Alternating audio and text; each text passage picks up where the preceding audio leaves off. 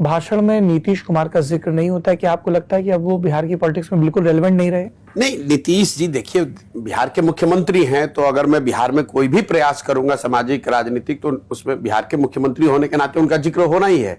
नीतीश कुमार जी ने अपनी विश्वसनीयता इतनी घटा ली है कि अब उनका और उनके दल का बचे रहना करीब करीब नामुमकिन है। ये बात मैं बिल्कुल, जितना मेरा राजनीतिक अनुभव उसके आधार पर कह रहा हूं। मैंने नीतीश जी के साथ काम किया है। कई लोग ये सवाल भी करते हैं कि आप ही ने तो उनकी मदद की थी 14-15 में। 14-15 में जिस नीतीश कुमार की हमने मदद की थी उनका नाम था सुशासन बाबू, और बिहार का एक बड़ा वर्ग ऐसा मानता था कि 2005 से लेकर 12-13 के दौर में नीतीश कुमार ने बिहार को सुधारने की दिशा में कुछ प्रयास किए थे। बहुत सुधार नहीं हुआ था, लेकिन शुरुआत एक हुई थी। 14-15 में जो नीतीश कुमार सुशासन बाबू के नाम पे जाने जाते थे, आज उनको कोई सुशासन बाबू बिहार में नहीं मानता है। जिस नीतीश कुमार की 14-15 में हमने मदद की थी वो नीतीश कुमार थे जो रेल मंत्री थे वाजपेयी जी की सरकार में। आपको याद होगा असम गैसल में एक रेल दुर्घटना हुई, उसमें कोई 200 लोगों की मृत्यु हो गई थी।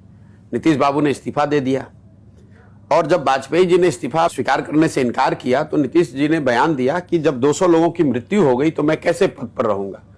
वही नीतीश कुमार कोरोना के दौरान हजारों लोग बिहार के, उनकी दुखद मृत्यु हो गई, लाखों बच्चे, पूरे देश में क्राइसिस थी, लेकिन जितना बिहार के लोगों ने सफर किया, लाखों लोग पूरे देश में मारे मारे फिर रहे थे, नीतीश कुमार अपने घर से 1 महीने तक बाहर तक नहीं निकले।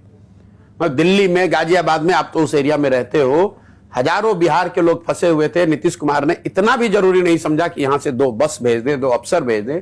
अब उस नीतीश कुमार का विरोध कर रहा हूं, न जिसमें राजनीतिक नैतिकता बची है, न जिसमें प्रशासनिक काम करने की कुशलता बची है, और न जिसमें मानवता का कोई अंश रह गया है।